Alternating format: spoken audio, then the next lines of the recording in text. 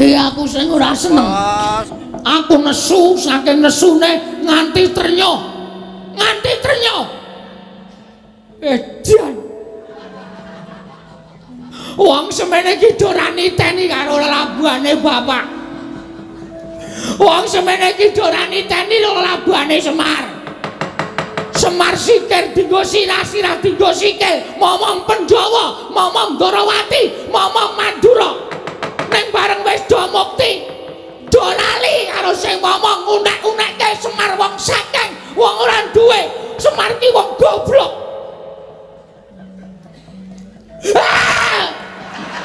Ngapa iki? Saking kesune. Kok sarunge dikebut-kebutke barang. Ben. Aku ki kaya arep nesu ning nesuku caraku piye, Tru? Wis bayangno, mangkel tenan aku. Bala dewa menungsa ora tatanan. Lho, Bagong. Ae meneng ae. Nek wis nyenggol bapak iki wis beda perkarane. Nek aku tok nyek ora masalah. Nek ganjeng kowe wis ngece karo bapak. Sedumuk bathuk senyari bumi. Nadana wong sedumuk jembaring bathuk. Nadana wong sanyari jembaring bumi. Tatotai pecate nyawa blabaring ludi. Lho, kowe lah malah menteleng matane. Matamu kowe. Gong kuwi ratu ben ra urusan. Lho kowe wani karo Baladewa sing tak wedeni apamu? Ora minggat. Ayo, saiki tak gawe saya mbara perang. Tak gawe saya mbara perang.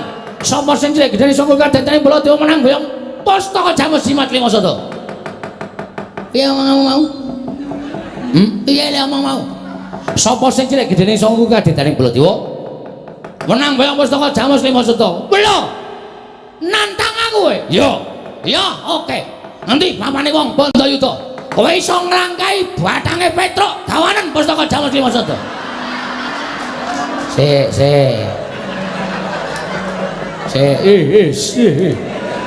Halo. Kok dadi batangku? Aku kan mati urung ya ora apa-apa. Lho ora apa-apa. Nek nantang ki nglangkai batange dhewe ora batange wong liya. Ku jenenge matekke wong liya ora. Amamu ni piye? Nek iso nglangkai batange Petruk, ameng salah kata. Maksudku badange Bagong as kowe iki senengane nyemelangi ora. Nanti pamane wong nek kadedan. Nanti oleh wong nek kadedan. Omonganmu iki nendi papane wong nek kadedan metu Jawa, ora metu Gretel negara legane ati kowe.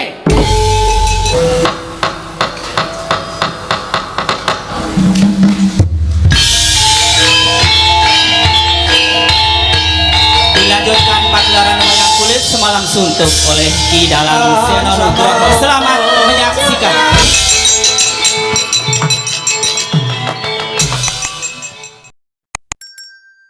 Ngen kula nampi sabda pangandika paduka Kanjeng Kaka Prabu. Menika kadidene sowanipun Panakawan Petruk.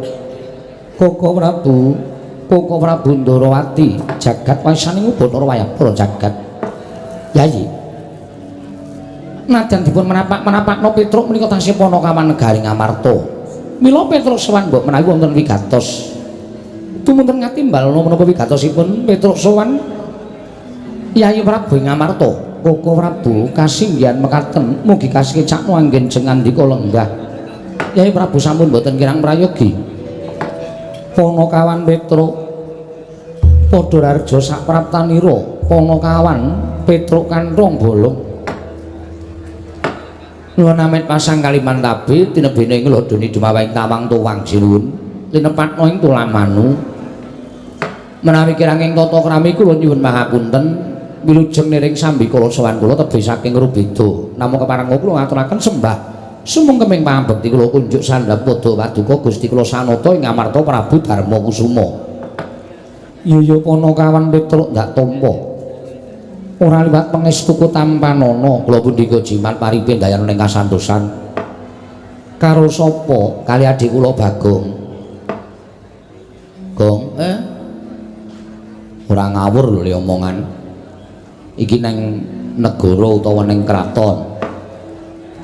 Aku iki wis tuwa dadak tok weling terus Wis ngerti umpan papane. Ya syukur. Ponokawan Bagong.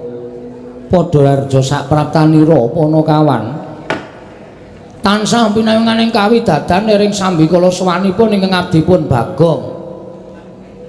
Ngersanipun Sinuwun Prabu Darma Kusuma kepareng kula ngaturaken sembah sumungkeming pangabekti kula kunjuk sandha pepada paduka Gusti kula ingkang Sinuwun Prabu Puntadewa. Iya Bagong dak tampa pangestuku tampanana kula pun dinggo jimat paripe dayanana ing kasantosan Sinuwun. Ponokawan Petruk padha rarja pangestunipun Ndara Kresna wilujeng bekti kula kunjuk. Iya Petruk dak tampa. Ora liwat pangestuku tampanana muli kula pun dinggo jimat paripe dayanana ing kasantosan. Ponokawan Bagong padha rarja pangestunipun Ndara Kresna wilujeng bekti kula kunjuk Sinuwun. Iya Bagong dak tampa pangestuku tampanana nun inggih sanget anggen kawula mindadosaken jimat paripe. Petruk kantong bolong padha rarja sapratamu. Sinuwun Mandura wilujeng bekti kula kunjuk nggih Den. Ya Petruk dak tampa. Ora liwat pangestuku tampanana nun inggih sanget anggen kawula mindadosaken jimat paripe. Ponokawan Bagong padha rarja sapratamu. Pangestunipun Ndara Baladewa wilujeng bekti kula kunjuk nggih Sinuwun. Ya tak tampa. Pangestuku tampanana nun inggih sanget anggen kawula dadosaken jimat paripe. Biasane kowe karo Sinuwun Mandura iki gelut sik. Iki kok ora. Ya ora kabeh ngono terus nganggo diselani. Lah iya. Petruk. Nun, slamet tekamu. Wilujeng bekti kula kunjuk. Ya Petruk tak tampa. Bagong padha rarja sapratamu. Ndara Werkudara wilujeng bekti kula kantur nggih, Den. Ya tak tampa. Kowe nek tata caramu unggah-ungguh tata kramamu kaya ngono kuwi. Ora mantra-mantra wujuding Bagong. Nanging tak sawang kaya kene. Paribasan nadyan ala nanging katon bagus. Oh ngece. Oh ngece piye? Oh genah kaya ngene kok disawang katon bagus iki nyawang nggo sedotan es apa piye? Ya kowe iki dialem kok ya mergo tata kramamu sing kaya ngono kuwi dialem wong iki. Mula ketok to, Gong. Ndara Werkudara ing ngalembana karo kowe. Nadyan ala rupane nek tata kramane ganep unggah-ungguhe ya kecekel, kuwi wong padha ngurmati. Kowe sandhangane ora mingsra, lethek, ora nganggo tata krama, njaluki rokok. Wah.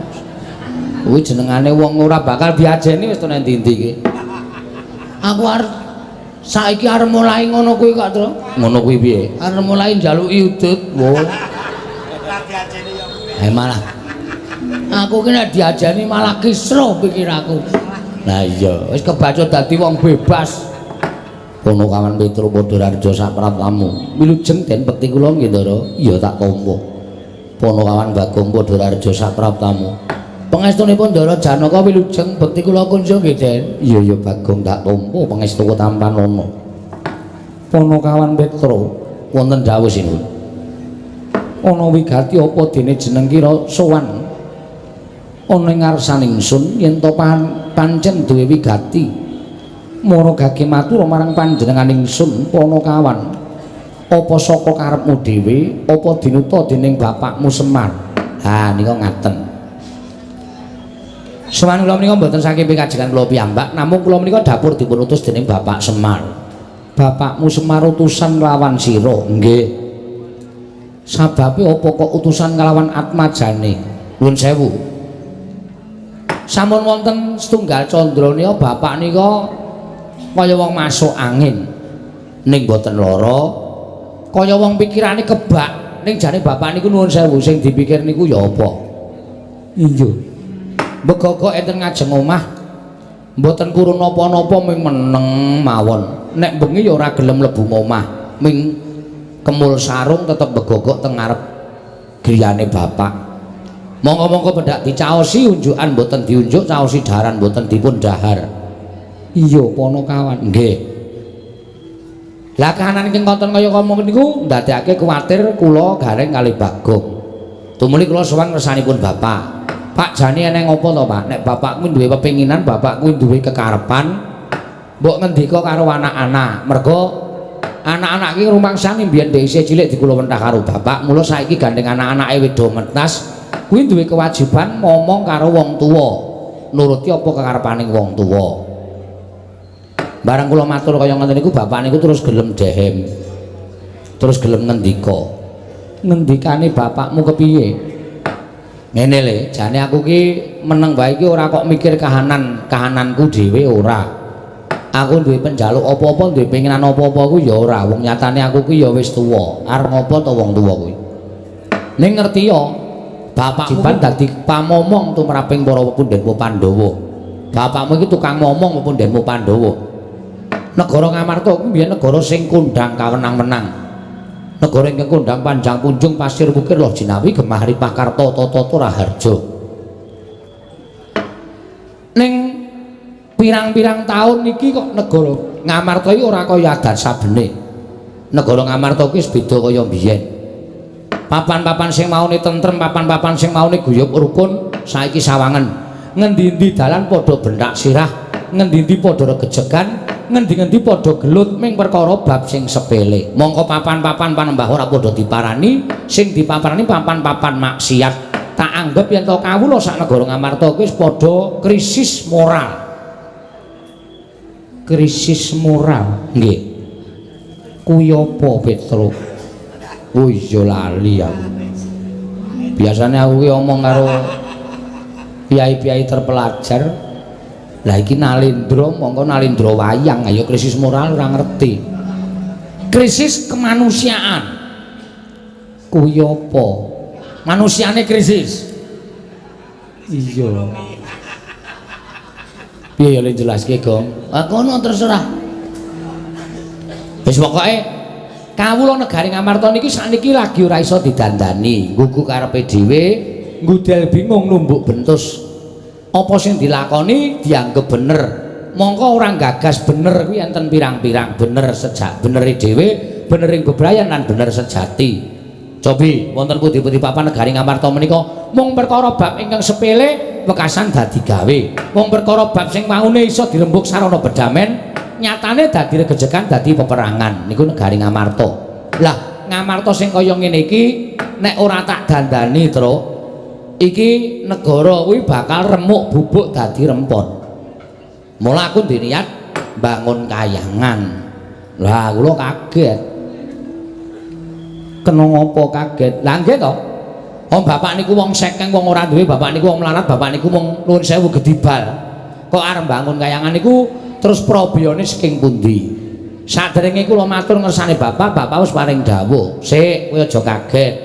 Aku bangun kayangan iki ora kok bangun papan sing magrong-magrong, papan sing dumadi saka jamrut hergeni, saka mas mutiara ora. Bangun kayangan ki ming saloka utawa salokaning tembung. Tegese negara Ngamarta ki arep tak bangun kayangan.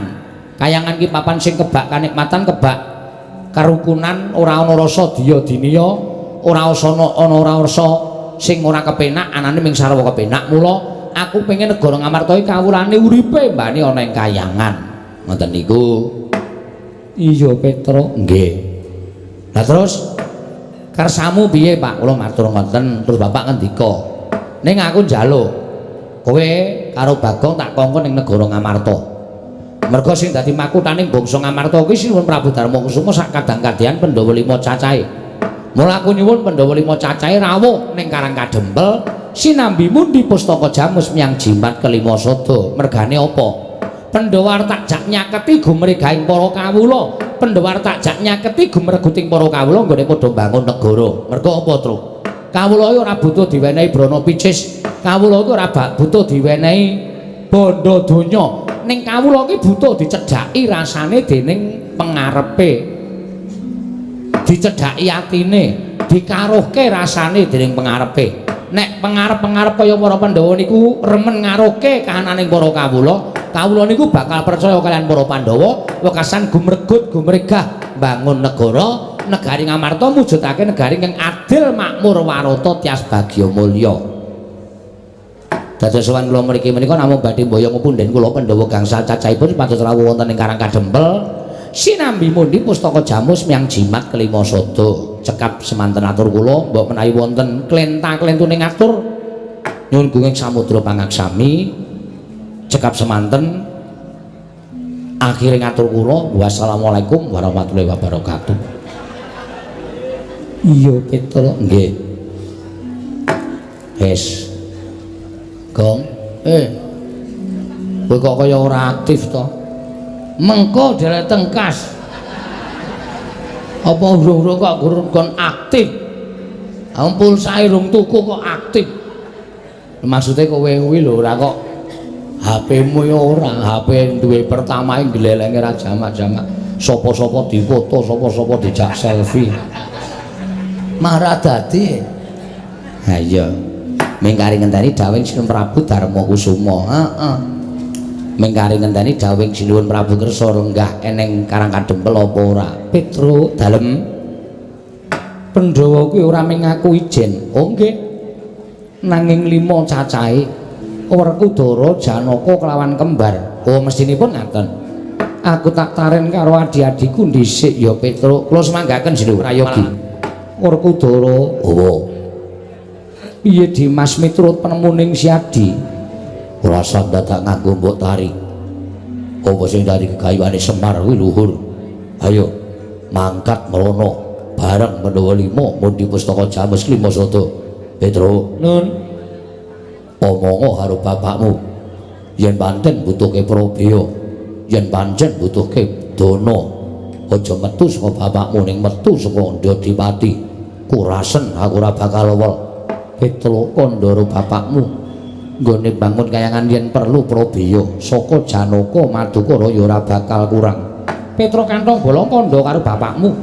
Yen Ndadipati Madukara isih kurang, mengko kasatriyanku digadhekke dhisik ya ora apa-apa. Kanggo kecukupaning bapakmu Petro. Alhamdulillah. Gong, poin gong. Lumayan. Aku arep daftarke dadi bendahara. Bendaharane sapa? Bendaharane Semar. Oh, ngono ya. Lah Semarane nyekel dit grusah-grusuh kowe. Nek ra aku sing nyekel wis ora bakal teriak solasasasi terus. Samangane rasa sok aneh-aneh. Ora bakal tersalurkan ning nggon pembangunan kayangan, malah ming remuk ora karu-karuan. Nggih, matur sembah nuwun sinuwun. Malah samangke daya-daya dinten mangke monggo kula dherekaken ninggal budal wonten ing Karang Kadempel. Sinuwun Prabu Darmakusuma. Panakawan Petro wonten dawuh. Satemene bingung penggali ingsun sebabipun sadurunge kowe prapta iki mau Kaka Prabu uga kepareng rawuh uga mbutuhake pustaka Jamus Miang Jimat Klimasada. Oh ngaten. Iya. Kangge napa? Kanggo tumbal wadaling negara Ndarawati awit negara Ndarawati ketaman pegebluk. Lho. Ndarawati ketaman pegebluk? Iya Panakawan Petro. Mula sing gedhe pangapuramu aku durung bisa mutusi. Krana Kaka Prabu isih kepareng lenggah oning Praja Ngamarta uga ngantu-antu kelawan apa kang dadi aturku munggo babakan pustaka Jamus Miang Jimat Klimasada Petro. Oh, wis. Gong, nol besar. Piye maksude? Awak dhewe bali kukut iki. Kok kukut? Lesuwan mrene kalah dhisik karo Sinuwun Prabu Ndarawati. Sebabe Sinuwun Prabu Ndarawati ya mbutuhke pustaka Jamus Klimasada. Lho. Ha kanggo ngapa? Ndarawati ke Taman Pegebluk. Ndarawati ke Taman Pegebluk? Heeh. Terus isane Waluya Nirmala Temah Jati, Jati Temah Mulya, nek Ndarawati ditumbali pustaka Jamus Miang Jimat Klimasada. Monggo le rawuh dhisik Sinuwun Ndarawati timbane awake dhewe. Ngamarta ki peraturane iki antri kok, Go.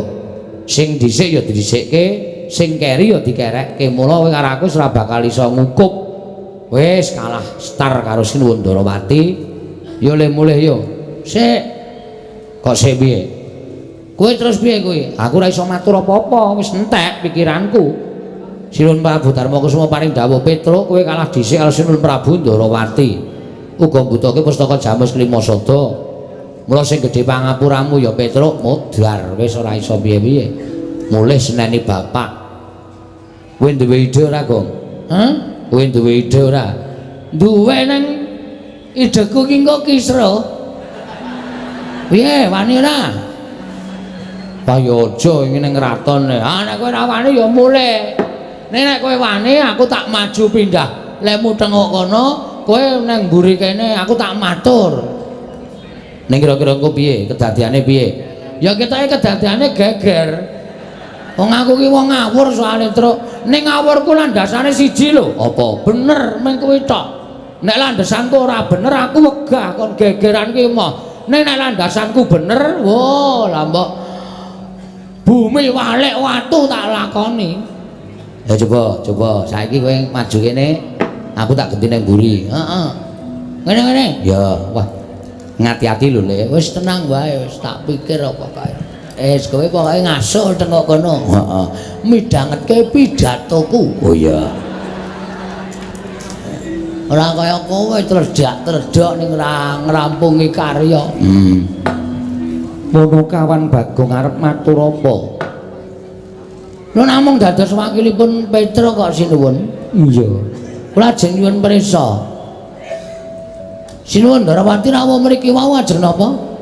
Nyuwun ngambil pustaka Jamus Klimasada. Kagem dinggo tumbal negara Darawati. Sebabe Darawati kenging napa? Kena pagebluk. Stop. Cekap semanten mawon kula tak mangsuli nggih. Iya Bagong wangsulana. Siji. Panjenengan percaya Darawati ke taman pagebluk? Mesine percaya Koko Prabu kuwi kadangku sepuh. Arepa kadang tuwa ki nuwun sewu. Isa lho ngapusi. Dasarmu apa kok kowe wan matur kaya mengkono? Ngaten, dasar kula mang penggalih. Bener apa ora? Pagebluk utawi winastan welaking Jawata menika adalah wah, kok aja nganggo adalah barang. Ayo aku sok nganu ya. Nun sewu nggih, basa kula campur-campur sing penting cetha ditampa. Iya ora apa-apa. Nika mujudaken paukumanipun para dewa ingkang tumanduk dhateng titahipun. Paukumanipun Gusti ingkang diparingke titahe. Apa ta sebabe kok ke taman pagebluk? Merga wewengkon kono menungsane wis ora iso didandani. Kon manembah ya ora gelem, kon tumindak apik ya ora gelem, anane mung tumindak ala, anane mung tumindak jahat. Niku Gusti mesti paring hukuman kagem wewengkon mriku, saengga wewengkon mriku dipun sebat ke taman pagebluk. Iya bener nggih. Terus saniki sampean kula aturi menggalih. Jagat niki negara pundi sing ratune jahat? Prabu Dasamuka nika arep ampuh dikaya ngapa ning ludes keles tanpa sisa mungsuh Prabu Ramawijaya. Niku tegese Prabu Ramawijaya niku dadi utusane ngadil menehi hukuman kagem Prabu Dasamuka sak wadya balane sak rakyate. Iya. Ngastina niku sing dadi ratu Prabu Duryudana. Niku ratu jahat, Kurawa niku angkara murka. Niku ora ke taman pagebluk, ayem-ayem mawon, tentrem-tentrem mawon. Terus saniki panjenengan penggalih. Darawati apa bedane karo Ngastina? Bedane apa Bagong? Wah, lha iki piye ta iki kok takon terus? Aku ya asline cerdas meng sok gaya ta, Tru? Ah iya. Bedane Darawati kali Ngastina, nek Ngastina niku ratune jahat sing kudune entuk pagebluk. Nek Darawati niku ratune ratu sing dititisi dewa. Teng jagat menika sing ngagem asma Sri Bathara menika mung loro. Siji Sri Bathara Bagong. Mantil jasmu. Sri Bathara Ramawijaya, angka loro Sri Bathara Kresna. Nggih. Niku ratu sing ketitisan Sang Hyang Bathara Wisnu. Lah, sapa ta Wisnu? Wisnu niku dewa ingkang tukang nentremke jagat, dewa sing duwe kewajiban memayu ayuning jagat. Niku Bathara Wisnu. Nah, pertanyaannya iki nek ora ngene iki ra jelas ya, Tru. Ah iya. Ora apa-apa. Ngastina sing dadi ratu-ratu jahat ora ke taman pagebluk kok Darawati sing dititisi Sang Hyang Bathara Wisnu kok negarane ke Taman Pegebluk niku perlu dicek dulu. Sampun ngantos sampean kelintu. Salajengipun Pustaka Jamus Klimasada niku panggesanganipun para Pandhawa. Pustaka Jamus Klimasada menika panguripane para Pandhawa. Ora kok Pandhawa tok. Ning rakyat Ngamarta niku ya padha gumantung karo Pustaka Jamus Klimasada. Pustaka Jamus Klimasada ajeng diparingi Sinuwun Prabu Ndarawati ming dienggo tumbal. Mongko dienggo tumbal niku apik-apike ming dipendhem. Nek dipendhem niku ora iso bali.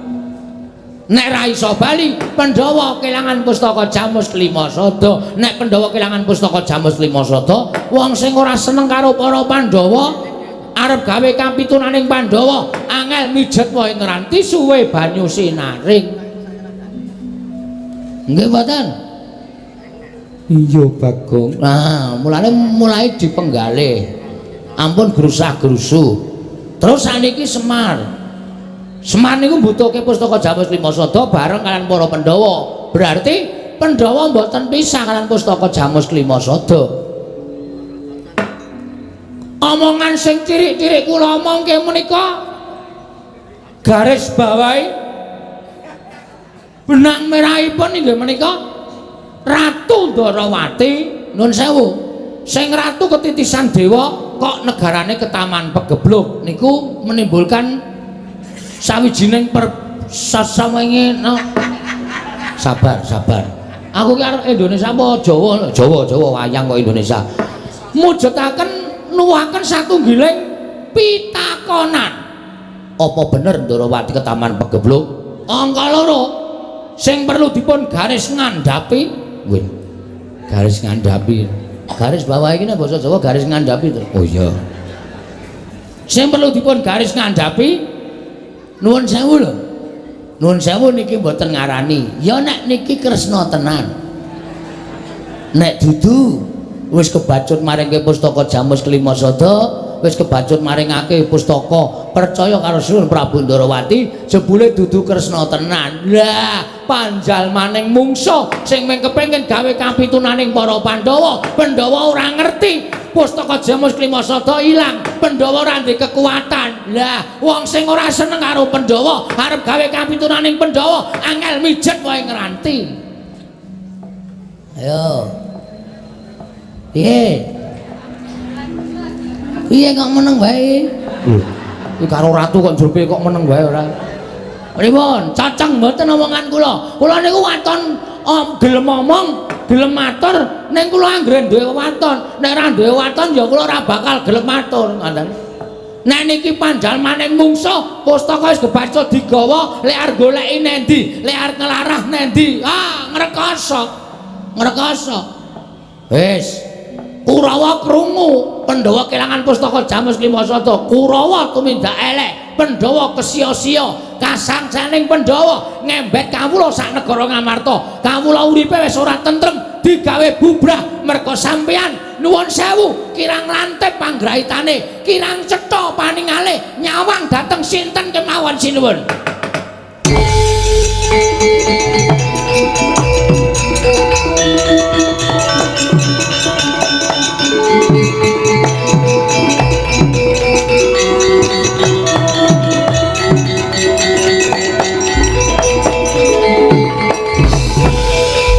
Maning jajaran sukertaning bawana iblis lanate. Bagong. Kono terus rampungi. Lho kok rampungi piye ta kowe iki? Kowe kuwi sing ngomong oke kok rampungi. Nesu e wonge. Ha nesu kowe ngelokke ngawur kok. Kowe ngarani Sinuwun Ndarawati barang palsu ya anggapmu apa? Wis kono tandangi. Kowe piye? Lho aku ora omong apa-apa kok. Wegah aku nek tok duwe kaya ngono kuwi. Cah jireh ora. Oke. Kamu duduk situ. Iya. Pak wangsulane. Ngene nek kok gelut kowe ya, Tru? Nek gelut kok aku ora. Aku cilik ya kalah musuh iki. Cilik kae arep nek gelem menang ya iso menang. Bagong. Ana kawan Bagong. Wonten dawuh, mboten saseru-seru. Kula dereng budhek kok. Aku ngerti nek durung budhek. Ning nggonku bengok sore iki mergo aku nesu karo kowe. Lah ngerti kula. Wong pasuryane abrit kaya ngoten. Kowe mau muni piye? Kowe mau muni piye? Kowe muni piye kowe mbaler ana rembugmu? Waduh, lali wong mboten kula catet kok ya. Masa wong ngomong kon baleni saka awal ya wis ra kelingan mbok pinter kaya ngapa iki? Wis ora kelingan. So sampean kula ajeng nyuwun pirsa sampean kok getak-getak niku wonten apa? Enten apa? Masalah ya apa? Yen ora kleru kowe ngomong keri dhewe muni yen kok kowe ngarani Yayi Prabu Ndarawati iki panjalmaning mungsuh. Yayi Prabu Ndarawati iki panjalmaning mungsuh ingkang bakal nglebet pustaka Jamus Miang Jimat Limasota. Ya ora? Ayo muni yo. Muni aja apa ora? Heeh. Heeh pripun? Anggepmu apa? Anggepmu apa kowe ngarani Yayi Prabu Ndarawati iki panjalmaning mungsuh? Anggepmu apa? Kowe ora ngilo karo derajatmu, kowe iki mung batur. Kok ngarani Yayi Prabu Ndarawati iki panjalmaning mungsuh? Sik ta. Nuwun sewu kula arep takon sing jejuluk Prabu Kresna niya sinten? Yayi Prabu Ndarawati. Sing tak arani palsu? Yayi Prabu Ndarawati. Sing tak arani kowe ora duka kok sampean wong liya nesu-nesu iki ngapa? Ngapa kula tak takon? Yayi Prabu Ndarawati ki adhiku. Kuwi kadangku Taruna, wis ngerti. Terus karep sampean piye? Aku ora trima. Tantrimaning Baladewa. Kowe kudu nampa pahukuman. Belum, ora luput kok dihukum. Cangkemmu sing luput. Iki pancen cangkem elek kok iki. Gong kowe iki pola gawemu iki marai nesu lho kowe. Kowe mbok ora konyol kaya ngono kuwi lho. Truk cangkeme. Patuhnya lho kowe.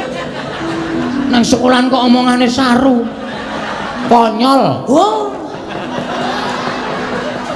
Tak kira lambene Bagong ora. Terus nek sampean ajeng duka sampean ajeng apa?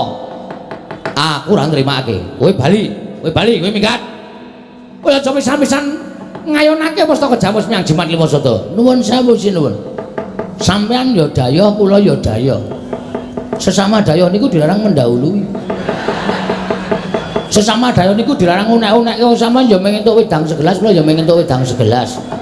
Lah kok sampean nesu-nesu sak penake dhewe niku nuwun sewu. Kula salah napa? Kula kleru napa? Sing kula unekke Sunan Prabu Ndarawati kok sampean dadi murka kaya ngoten. Murka wae.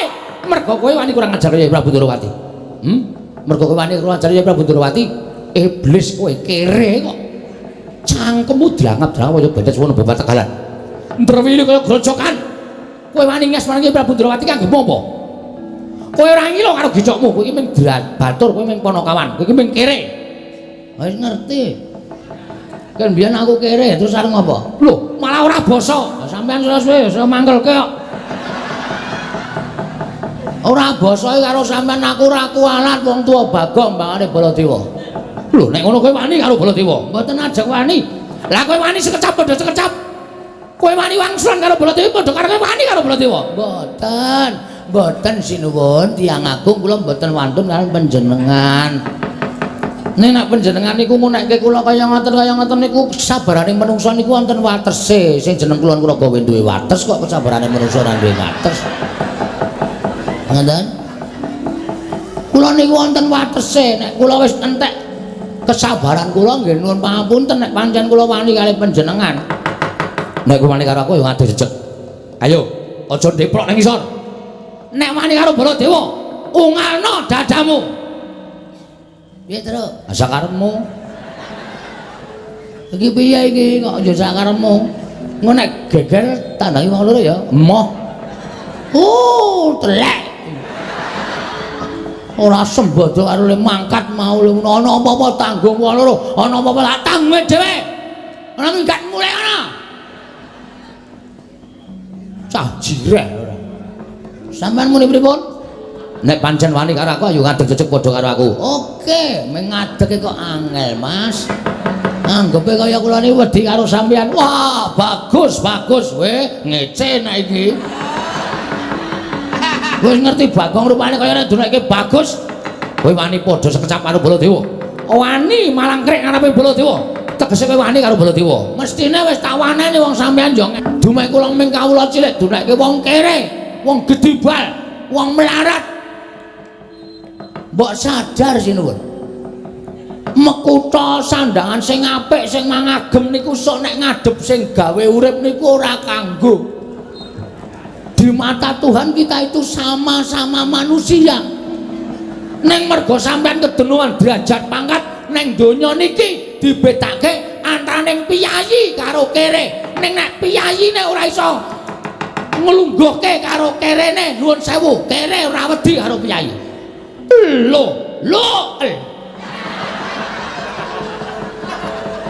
Lho nek ngono kowe wani karo aku. Ki nang kene iki. Suwijining piyayi sing ora tau iso delekke iki ya ngene iki dielekke malah nek ngono kowe wani karo aku. Mbok aja ngono to sinuwun sampean ki sadar. Sampean ki eling. Ngono, sampean ku niku mbiyen jaman arep nyalon dadi Prabu Baladewa mbiyen mbok yo eling teko nang nggon aku ngekeki dit 155 tahun niku njur gaglakan apa ngono tak takon. Bagong iki kowe kudu nyoblos aku. Aku golekno wong 40. Petro aku golekno wong 55. Semar aku golekno wong 45. Kaya ngono kok sampean ra kelingan. Saniki barang lenggah dampar negara Mandura gedangkrang sila tumpang. Sampean karo wong-wong sing ndadekke sampean sia-sia. Aja dianggep ming rakyat cilik ning kula ngedukke sampean ora nganti telung kedheping netra. Wah sogok gogrok saka kursi sampean. Muni ae saiki. Suwe-suwe dinengke kok arep wani. Ngerti Bagong wetenge lara ket sore mau kok malah gawe masalah. Aku nek nesu ngene wis ora ngerti lara, ora ngerti wong anggere ana panganan mari. Kok nekat anggere panganan kok mari. Rumangsane ora anggepe sak penake dhewe. Wis saiki tak takon karo kowe. Kapan kowe omong nyata? Kapan? Bagong, ya nek kowe milih aku kene pojokan tak kei cakruk. WC umum kene iki tak ganti nganggo kloset. Sprene isih mancek watu. Nyok kena banyu nyok ora, nyok kena banyu nyok ora. Manut ombake. Ora terrealisasi babar blas. Manusia macam apa? Wah, aku malah suwe tratapan gong. Arep dadi apa kowe nek ngomongamu kaya ngono kuwi. Nya. Satu seneng ngegrab minggat ngono. Lho kok digawe decar kon ngegrab. Wah iki ngisru-ngisru ya, Tru. Aku wis menteng-menteng wani tenan, malah kowe sing jireh, kowe sing wedi. Rasa nyangkem meneng. Iya. Nek nganti dadi perang piye? Nek dadi perang piye? Lah tandangan. Waduh. Ora usah melu-melu ora apa-apa. Malam ini tanpa Petruk Bagong jalan. Waduh. Ya wis kowe bareng ngono kok glelengmu ora jamak-jamak. Kowe saiki bali. Bali nanti? Lho, ning omahmu. Bali kondo karo bapakmu. Bali kondo karo bapakmu. Bapakmu kon murungke le bangun kayangan. Bapakmu kon ngilo karo cengele. Kon ngilo karo gicoke. Semar kuwi mung gedibal, bapakmu ki mung kere. Bapakmu ki wong ora duwe. Kok arep bangun kayangan ki bapakmu ki gablek apa? Bapakmu ki duwe apa, Bagong? Kondo, kon gagas karo kanane, cecak nguntal cagak, jebol kayu wulan, utung entung lintang, tangan kelakone jepawur ki. Bang. Le, sadar le. Le.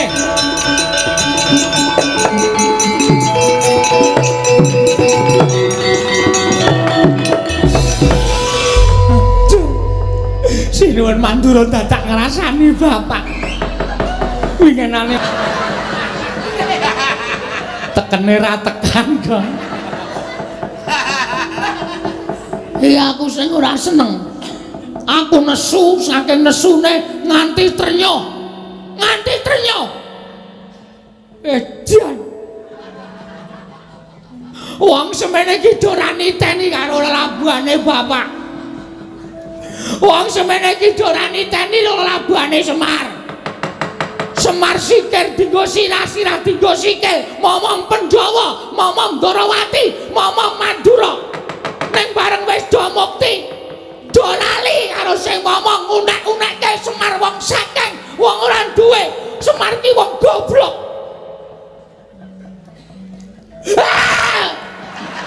Apa iki?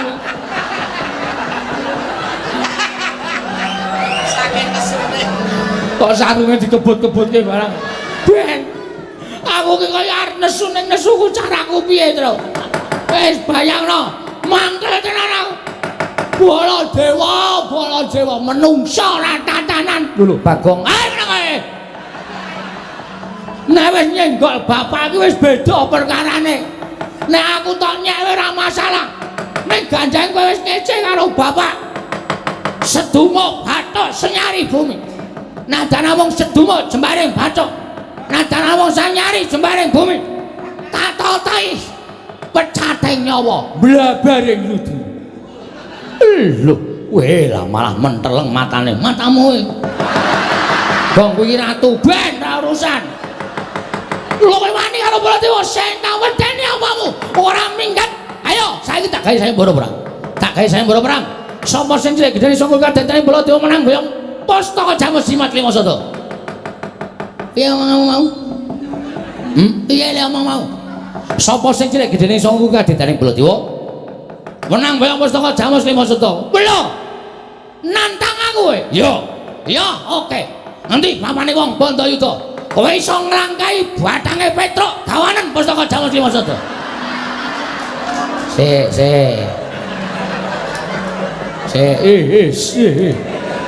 Halo. Kok dadi bacangku? Engko sing mati urung ya ora apa-apa. Lho ora apa-apa. Nek nantangke nglangkai batange dhewe ora batange wong liya. Ku jenenge matekke wong liya ora. Amamu muni piye? Nek iso nglangkai batange Petruk, ameng salah kata. Maksudku batange Bagong las kowe iki senengane nyemelangi ora. Nanti pamane wong neter kadedayan. Nanti pamane wong neter kadedayan. Omonganku iki nanti papane wong neter kadedayan metu Jawa, ora metu Jawa gretel negara legane ati kowe. Yo!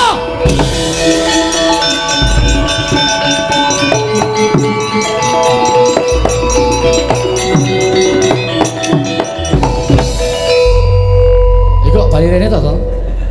Ameng ngapusi Baladewa kok pira kowe? Melayu banter aku ngerangkul cagak terus balik. Dheke bablas. Srembelane ya. Kene iki cagake ngendi? Saka guruke. Oh, adake ora. Wong iki nek ndelok wayang iki kene karo jalan, karo mbayangke ngono lho. Mesti seneng. Tak gawe ngene iki men penonton ki bayangane keadaane ning dalam keraton. Melayu bareng terus aku ngrangkul cagak terus balik ngono lho caci cilik lho. Aku iso bayangke aku. Piye? Apik ta? Heeh. Nek ora iso bayangke ya berarti urung apa jenenge durung apa tenanan lho ndelok wayang. Heeh. Ha terus ki piye? Wis ngono tandang ngono. Lho. Lah sing nantang kowe kok. Sing nantang aku sing ngopiak kowe. Wah. Aku lino dolanan nang omah senengane. Bagong wonten dawuh yen pancen niat bakal nandingi Koko Prabu kena ngapa kok bali meneh marang Praja Ngamarta.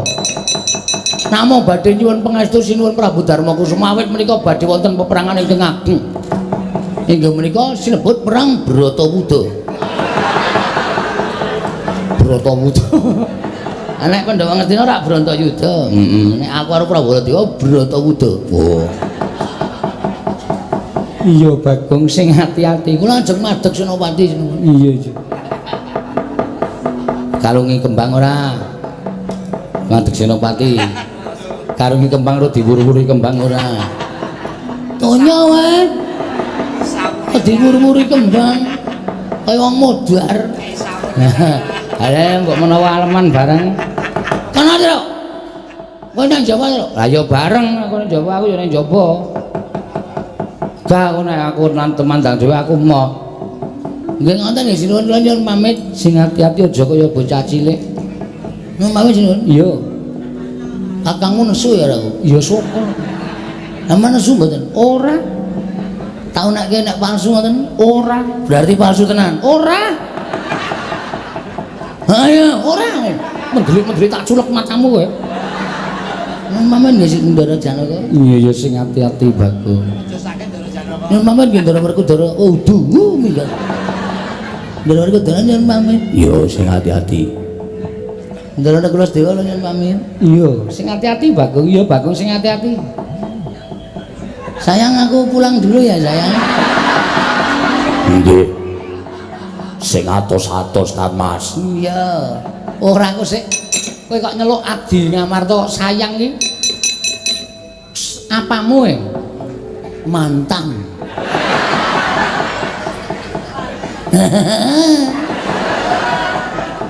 Kula sapa teng gubuk asmara niku kali niki.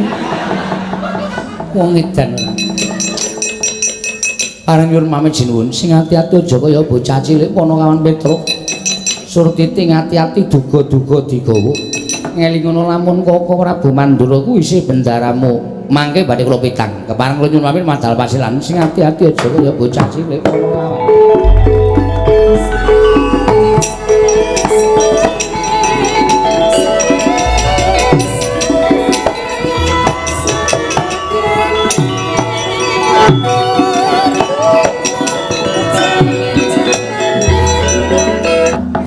Wonten dawuh Koko Prabu gandeng sak mangke Koko Prabu badhe ayana ing Petrukantong bolong sumawana Bagong mugi wonten sukala laning penggalih kula ing badhe ngemutaken dhateng Koko Prabu Mandura sampun ngantos murup mubal kanepsanipun mekasan sak mangke dados pasulan kan Panakawan Koko Prabu mugi-mugi sak mangke Koko Prabu Mandura saged kersa andhar menawi sampun paduka dawuhaken Koko Prabu.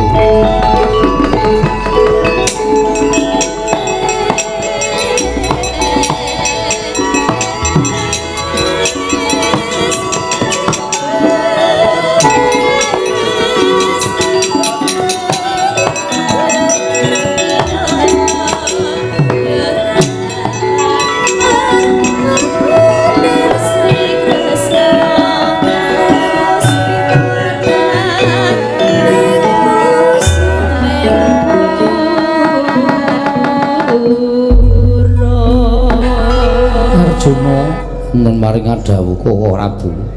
Werkudara, nggih. Si Adi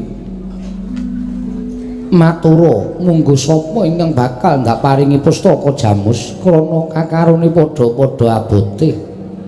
Koko Prabu Ndarawati lawan Semar lamun ingsun timbang kabeh sak traju lan sak bobot. Wah, aku percaya marang kabijaksananing barep kakangku. Lan aku percaya lawan ingkang mbok temtokake bakal mbok paringake kelawan Semar apa Kresna kuwi kabeh ana purbawasisaning barep kakangku. Koko Prabu menapa mboten langkung mrayogi menawi paduka tumuli minggah wonten ing sanggar pelanggatan lajeng minta dhateng Sing Gusti ngakarya jagat samangke supados pikantuk wenganing Jawata. Koko Prabu Dimas kadangipun ngakang ya iku luwih prayoga mekaten Koko Prabu. Kamangkono Werkudara budhal kang padha seba jenenging Sunarsa kundur ngedaton. Ya wis to dawuh. Kaya wis ora ana dawuh maneh Dimas kadangipun Kakang. Purna gatining waranggilan. Sanata saudara daton jluk saking dampar ketuna kinapit gambaran ganding kadharaken sangganing Palomban Cedi. Manggung ketanggung Joko Palororo ingin sami ngampil upatraning keprabon kawis dengan saking Mandura tindaknya Sri Nararata lamun katinon saking Mandura kaya tansah jejengkaran tindaknya Sri Nararata wau.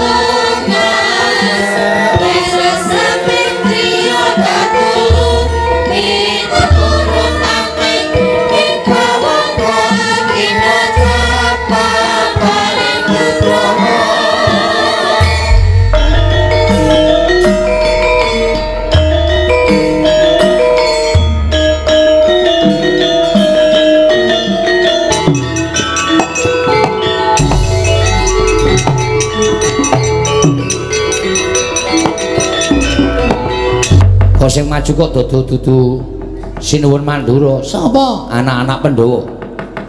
Ora pangling kae Ndara Gatotkaca, Ndara Antarja, Ndara Antasena. Sajae didhawuhi karo Sinuwun Mandura yen awake dhewe dianggep luput tumrap negara Ngamarta. Wis, rasa susah, rasa sedih. Aku sing mau wani nandingi akonane, Tru. Kowe wani? Wani ngopo wedi? Pokoke nganggere tekan kene rembugan sing apik-apik, nek ora kena dijak rembugan, apa boleh buat? Lah iya. Awak dhewe wong cilik ora kena didak-idak sak teruse. Wong cilik landesane bener, sapa wae sikat truk. Ya manut karo kowe kok. Heeh.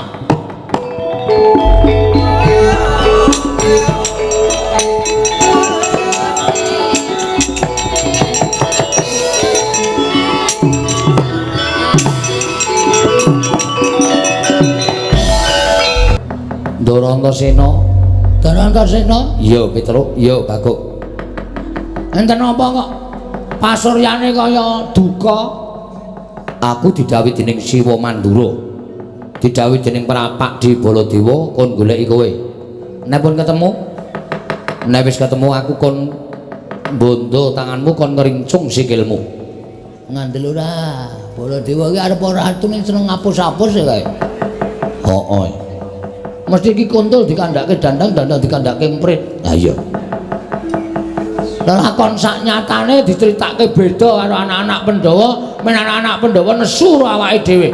Nek anak-anak Pandhawa nesu awake dhewe, Ndara Antasena, Ndara Gatotkaca, Ndara Antarja ben gelem ngrangket awake dhewe. Penyakit tenan kae Baladewa. Piye, Kong? Wis diwangsuli wae. Nek jane aku kandha karo kowe ya, Truk. Nggih. Aku ora tekan atiku. Mergo kowe iki tau tate ngomong karo aku, kowe tau tate ngudang karo aku. Oh nggih.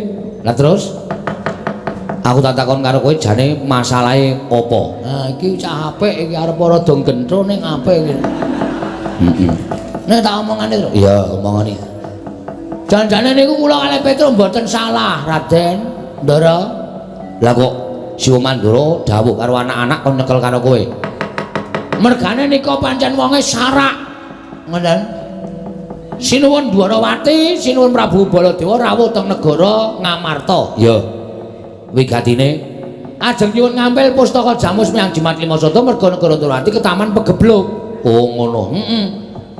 Terus kula kalih Petruk teka. Niku dikongkon Bapak merga Bapak kepengin bangun kayangan. Bangun kayangan nika ateges uripe para kawula sak negara Ngamarta niku embane urip teng kayangan kebak karukunan kebak unggah-ungguh kebak tata krama kamanunggalan.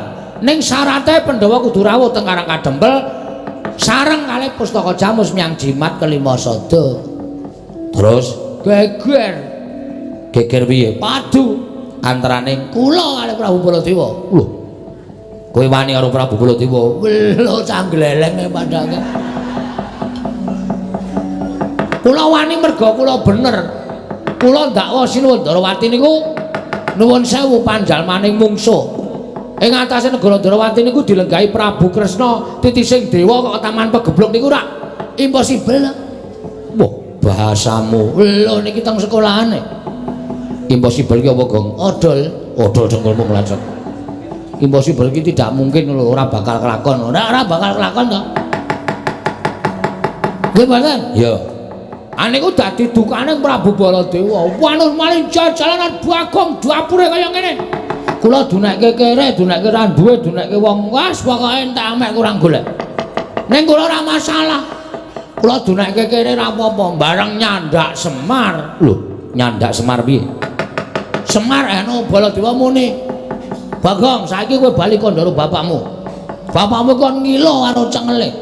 Kon ngilo gitoke. Ming Semare kok bangun kayangan iki terus gablek apa? Semar ki wong ora duwe, Semar ki wong mlarat.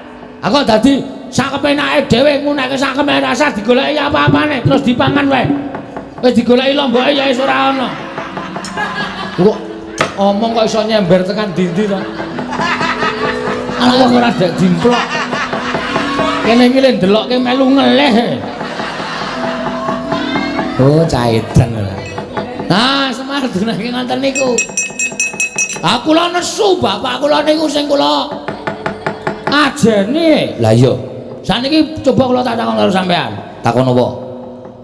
upamane sampean niku ketemu karo wong niku unek-uneke bapak sampean. Antasena wae anake Werkudara. Werkudara kae wong drogak-drogok. Ora iso basa, ora iso ndodok. Kae nang kamar mandi piye jajaran? Nek ora iso ndodok. Lara ora atine. Wong mau tak jotosi mergo ngino bapakku. Padha aku. Aku ki ya mbelani bapak wani karo Baladewa niku. Mboten kok mbelani sapa-sapa. Oh, lara-larae ngono to. Heeh. Anu iya. Anu nggih. Wah, untung kowe tak ajar. Untung ada saya. Nek ora ngono mesti kowe tak polo mergo aku wis metu padha dawing Siwa Mandura. Terus piye iki? Aku ora iso nyegel kowe. Aku ora iso nyegel terus piye? Akae kakangmu ae Gatotkaca karo Antarja kae piye? Nek tekan kene aku diajar. Ya terus? Mesti modar. Piye kuwi? Nek pancen sampean niku benerke kula ya aja meng meneng wae, ning belani kula. Ngene bae. Tak belani, ning aku belani salah siji. Salah siji piye? Engko nek Kakang Garwaca tekan kene arep nyekel karo kowe wanenono. Waduh, wani ya ilang ndase tenan. Bagong wani karo Garwaca potol ndasmu. Wah, terus diganti pucukan rek. Tenaming tingil-tingil. Ora aja kuwatir. Aku ngewangi karo kowe ning aku tak ngewangi Petro. Carane? Aku mancing ning awake Petro. Wah, mbok kula mawon. Moh. Ora sedeng awakmu. Sedeng mawon iki melar ya awake. Moh. Petro wae. Soale kowe iki wonge gleleng kok ndak tok nggo ngopo-ngopo. Tur dasare kowe iki wonge clemer. Mun aku mlebu ning awakmu kowe pinter, kowe digdaya tok nggo nyopet ning pasar malah aku sing kewirangan. Alah. Saiki wis ora. Nah mbiyen saiki wis ora, saiki mung sok ngutil. Lah padha wae ora. Aku tak manggon ning awake Petro. Mun nek Petro Kakang Garwaca tekan kene, Petro arep dicekel, pasrahke Petro. Ben Petro sing perang karo Kakang Garwaca. Walah, mbok kula tak gleleng sekali-sekali wis.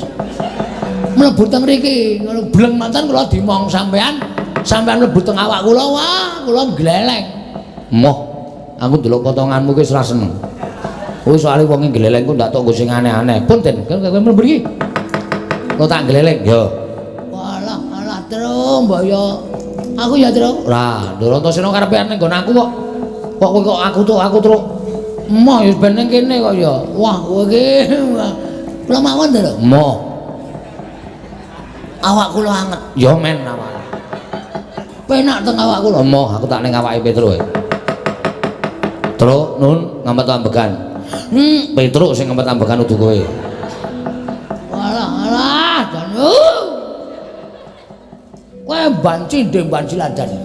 Ora to wirane apa-apa aku ora manut, pokoke aku arep mlebu ning awake Petro. Ngampet ambekan, Tru. Nggih. Kok ya iso maslep ngono ya, Tru? Ah, ya ndoro Antasena iki ayam, Tru. Nun. Wis kowe nek wis tak nggoni ngene iki kowe ngopo-ngopo iso kelakon. Tur kowe dadi satriya digdaya.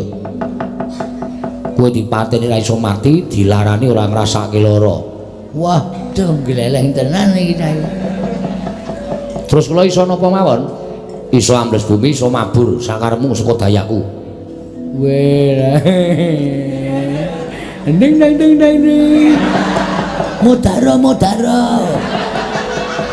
Ora iri to, ora apa. Kudune iso kabeh ya iso kabeh. Antasendok.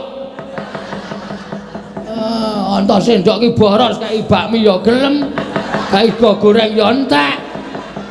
Iya, unek-unek ki Ndara Antasena ning ndro awakku ora krungu. Wis ben. Kula tak njajal ambles bumi nggih, Den. Yo, ambles bumi. Carane pripun? Ngampet ambegan terus ngelikar. Ho!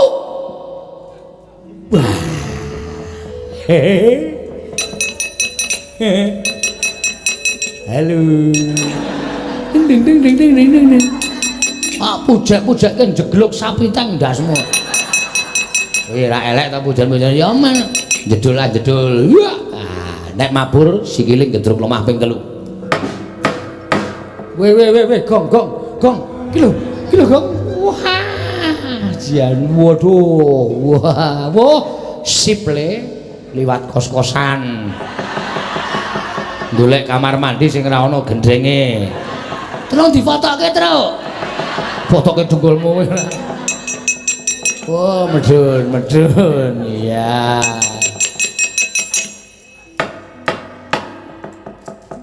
Oh, apa kuwi? Aku menteri-menteri kowe. Wah, gelem dolan ta ora gelem ngomongi aku titenono. Iki jenenge banci Demban Selatan. Pedro. Kae tandangi kana. Ana sing sambuh kana. Potol ndasmu. Apa kok juru mujeng-mujeng elak? Elek kok elak. Mujeng-mujeng elek. Pripun, Den? Pedro, aja mlayu aku bakal nemoni karo kowe.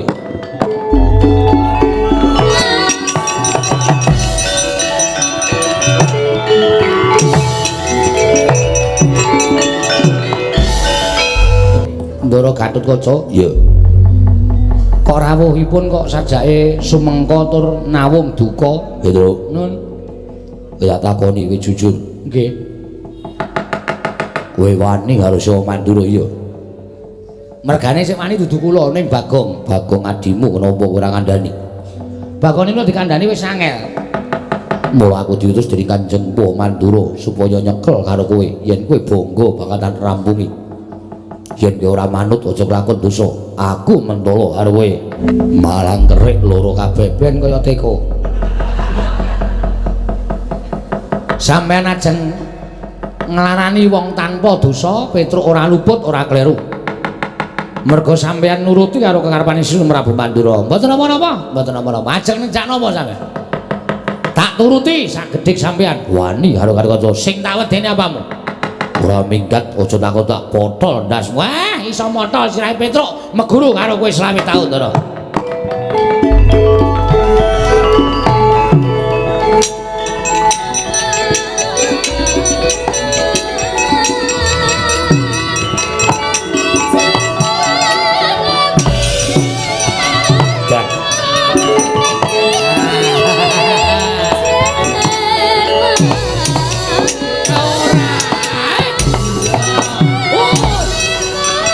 Awas Goro.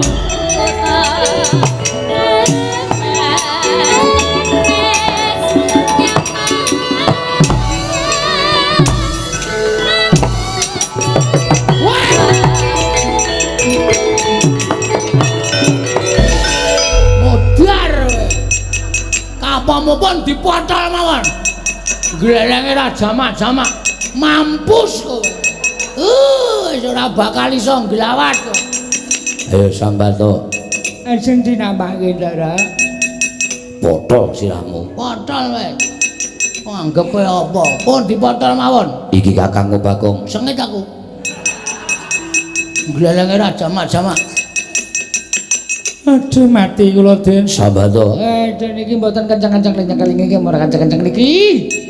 Niki gulune mlintir niki. ya wen. Tak bablas ke tak pelintir tugel gulumu.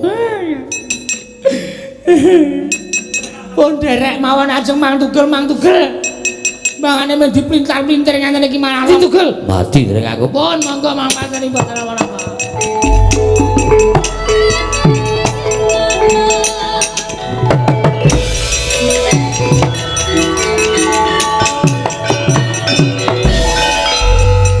Sambato, ku tegel karo kowe. Marang bapakmu Semar lakonane. Aku ora bakal wegah. Ning sing wigati wis tekaning pati mundi ngemban dawe Kanjeng Prabu Baladewa. Mesti aku bakal entuk pangalembono. Oke semute to kene iki pun. Pindah kene ahli mati ndak dirubung semut. Wedan.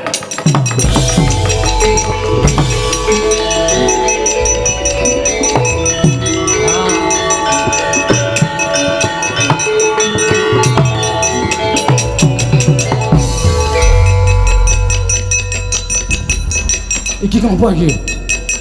Dan genti aku. Aku ya pengen pentas ya, Tru. Ayo pentas kok dadak aku doyok-doyok, manang sing jero metu e. Ayo ta. Piye karepe ngopo? Genti aku ora Petruk terus. Masa aku mengleren disen-isen karo masyarakat. Bagong gleleng ra iki kalah gleleng karo Petruk. Ning janji Nggih. ora ku gaya lho. Mboten. Ora kudu minta elek. Mboten.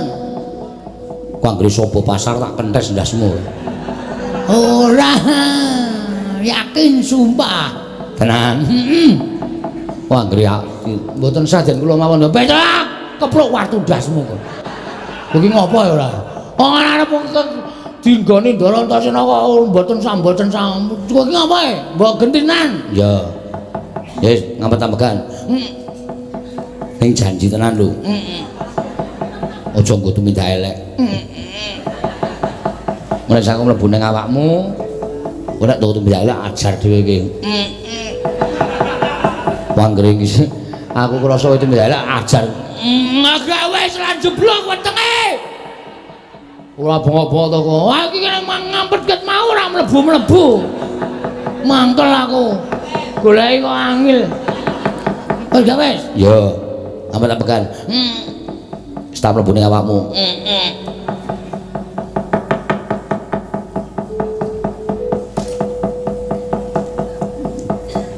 Kon merem kok. Aku tak mlebu ning awakmu ya kok. Nek sak mlebu ning awakmu aja nggo dolanan lho. Nek nggo dolanan awas. Ngono wae ya kok. Mergo aku wegah nek kowe ndang gaya aku wegah. Aja nggo sombong, aja nggo umuk. Ora. Wis tak mlebu ning awakmu ya kok.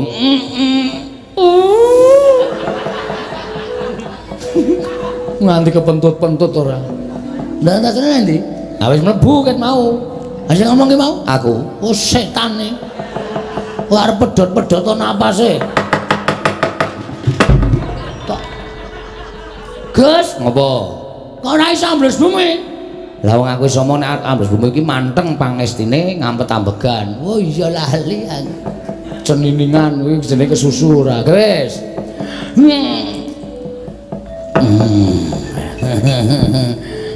Gong, tak ajar lho kowe. Gong.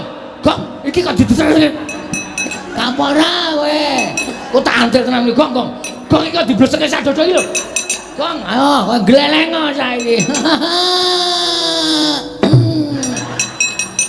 Oh titenono kowe. Penyakit ora. Diudumbulke sing ngisor. Kapok kowe. Kene jedul. Mabur.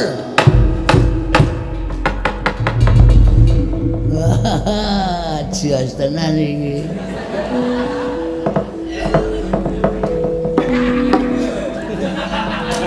Grimes po ya? Kok tetes-tetes iki? Ah, setan to. Wanjal maning jajalanan tenan. Udane, Truk. Ra. Oh, kowe ngipat-ngipatke kowe kok. Sisane mau ora. Mbok medhun, mah. Kowe nak mabur. Mbok ganti, Gong. Kowe tadus terus kali ning kali karo aku sesasi kepungkur kok sprene isih kuning. Ana diganti. Jiji ora. Medhun. Dung jelek. Lho, ora nggo gleleng to. Ben jajal kok gleleng. Tandingi. Kurang sapa iki? Ndarantarja. Siap. Ajare, Truk. Iya. Wah, tak ngasuh genti aku. Kaya es tehku ora dombe lho. Ora. Kowe iso rancang es tehku barang dombe.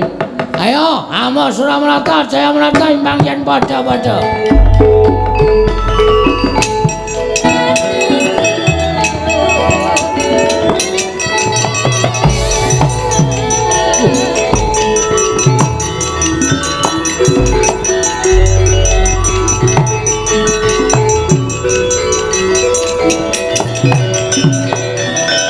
Iblis lanat pamer arep ditemoni kok malah ambles bumi. Mapokmu kapan? Apa sing ambles bumi ki mengko tok apa? Aku saiki Bumi. mabur. Aku iso. Weh laitan. Ora edan iki tenan. Mentas meguru anyar. Wis lulus. Iya pancen kowe meguru anyar. Heeh, arep apa? Kowe milani Baladewa. Dasar para nyata, goleki Petruk. Hah? Goleki Petruk. Petruk ora ono, Petruk mulih. Aja ndelekke Petruk. Kuwi ndeleke Petruk lak katutke dosane Bagong. Walah kowe kok dadi omonganmu atos kaya ngono to, Jo.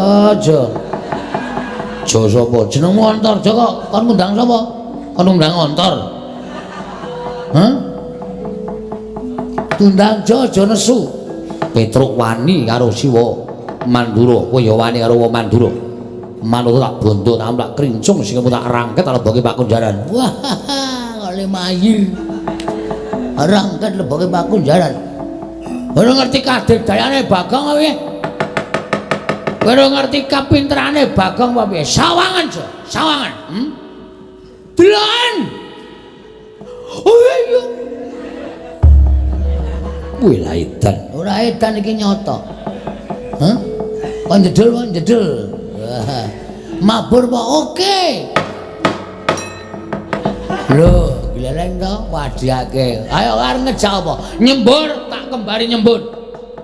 Ambles bumi tak kembari ambles bumi. Mabur tak kembari mabur. Ora bakal aku mundur sejangkah.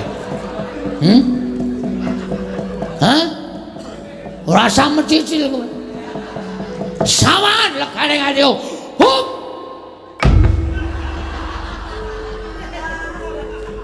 Kau Islam mandi ya?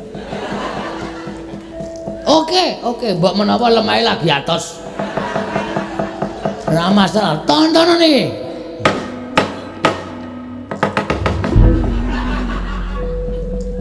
Kau ora mandi kabeh ya? Ayo, harmoni piye? Harmoni piye? Hah, cilaka iki. Ini mesti Antarsena ngapusi aku iki.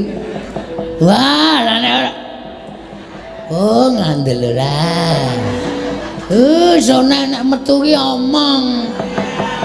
Aja meneng wae. Metu ki muni wis ngono. Nek meneng wae kene ya ora dong.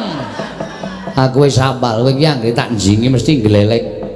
Mula aku wegah nek ngenjingi karo kowe. Wah, diwasar go gayae. Mundur kono. Mundur. Kakang Antarja tak rampungane. Wah, iki rame iki. Kakang Adi siji mbelani Baladewa, siji mbelani Petruk, gelut rame. Mundur. Nang sapa ya, Truk? Ambu. Ndhet pira? Ndhet pira? Lho. Iki arep ngejak apa ya? Ndhet pira? Aku bapak nang sangon di selawe kok. Padha, aku yo ndhet selawe. Kowe nyekel sapa? Lho, iki edian iki. Aku manut kowe sapa? Aku wis sing tuwa. Yo, aku Ndara Antarja sing tuwa. Padha, aku ya wis rasi dawa ya. Demet ora. Tiwas mempeng Dimas Antasena. Kang, ora kok aku arep ngewahi karo Ponokawan ora. Ning aku mau wis jagongan karo Petruk, jagongan karo Bagong. Jane sapa sing diketikake dening Siwa Mandura mau ora bener. Aku malah benerke Petruk karo Bagong mergo dheweke mbelani karo wong tuane. Dheweke mbelani karo bapakne Semar. Tur gegayuhane Semar kuwi pancen luhur. Gegayane Siwa Nayantaka kuwi apik. Pengin bangun kayangan ning negara Ngamarta. Mula nek Kakang tetep arep mbelani karo Siwa Mandura, mungsuhe udu Petruk karo Bagong ning aku. Kuwi ngejak apa aku manut. Ayo, Jo, berbicara, Jo. Bagiamu, Jo. Gong rasa melu-melu mundura. Ana melu-melu tak ajar dhewe kowe. Nggih. Kok bali, Gong? Arep ajar dhewe aku. Malah ngrekoso aku. Seneng kene wae, Truk. Rasa melu. Nah, ngendel ora? Setan ki. Wis tak omongi nek es tehku kok dientekke. Ala ya wong isih apa kari prongkolane. Ya kene tak mung Nggo mut-mutan ra ya lumayan.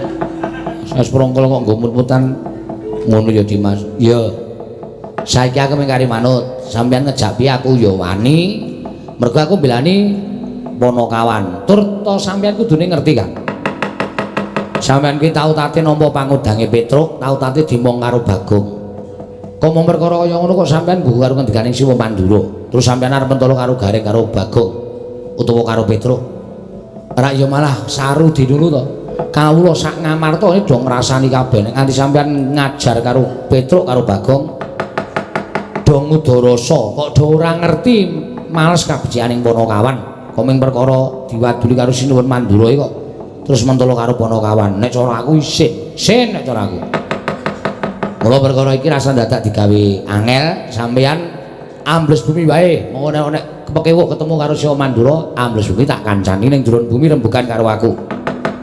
Wis ngono wae, mbangane kesuwen. Iya Dimas. Ha iya.